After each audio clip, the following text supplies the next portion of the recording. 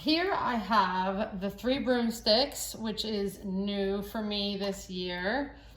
And I also have honeydukes, which I'm extraordinarily excited about. I love the color of honeydukes. So these are Department 56, just like the rest of my set. But as you'll notice, there's no sparkles anywhere in the snow. So I'm gonna do something a little bit crazy. I am going to edit these very slightly.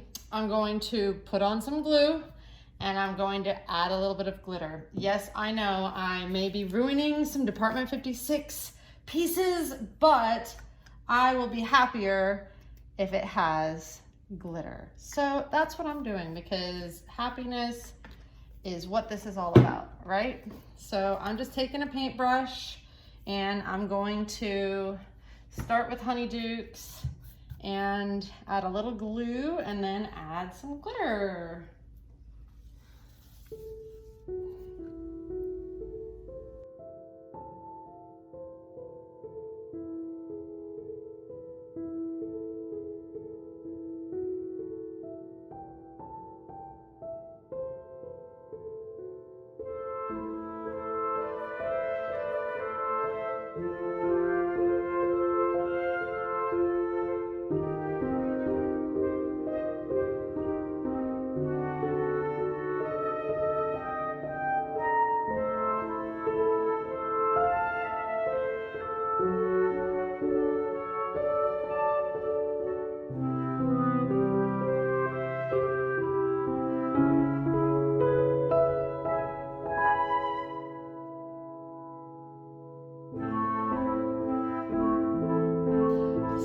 I got this set of Halloween signs, and I loved the shape of the poles and the way that the signs were. They reminded me of signs in Hogsmeade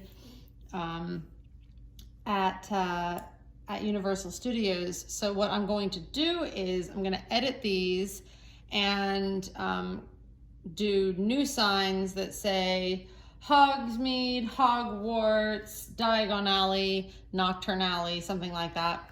And I'm gonna see if I can use my Cricut to do some vinyl letters that are this tiny. And then these vines, I don't think I like them. I'm gonna go ahead and cut them off. They're just pieces of wire wrapped in floral wire, or floral tape. So I'm gonna cut them off at the base and cover anything up with some green to make it look like the grass. And then I'll have a nice clean, oh, that one I didn't even have to do anything to. Okay, so I basically have the tiniest little set of words and letters that I have ever done on vinyl. And I'm going to very carefully, with my fancy little magnifying glass and light, try to get these letters off so that I can stick them on my signposts, which I painted yesterday. So wish me luck. All right, so here's one of the sheets that I finished getting out. Now I just got to work on this one and then we'll be ready to start sticking. All right, working on getting my signs put on here. Let you know how it goes. Well, I can say emphatically that is super cool. I did not think this was gonna work, so I'm really glad it did. It just takes a little bit of time and patience, and you can do it. Here's how well my signs turned out. And we've got the writing on both sides, which is pretty cute. Just like a normal sign. Got rid of all those vines. Okay, so I am starting the process of setting up. Here is my very messy living room. And this is the space that I'm gonna be working with. And I've got 2 of my 3 bins upstairs and some of my foam pieces. And then I have some things that I need to glue tacks and pins onto to get them to stick in the foam. So fun fact, I only have 3 thumbtacks and I need at least 6, but we'll go ahead and glue the ones that we have for now.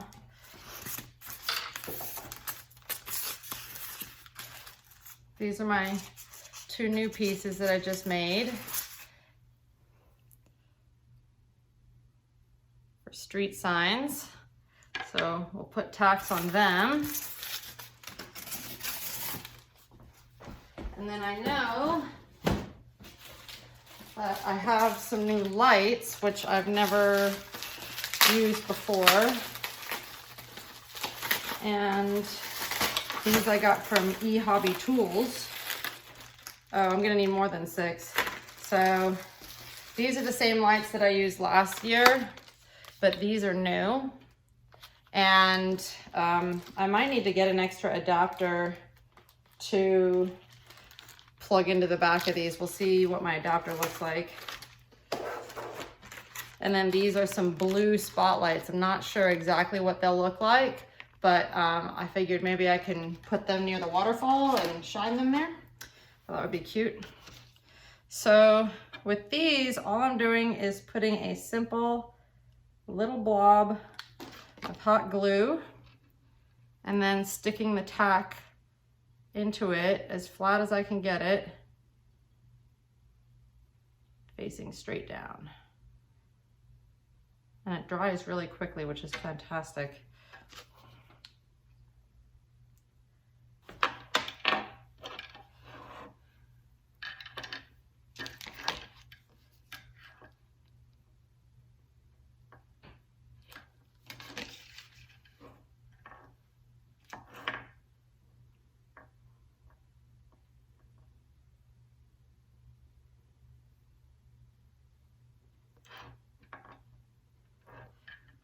All right, I'll come back and finish the rest when I get more tacks.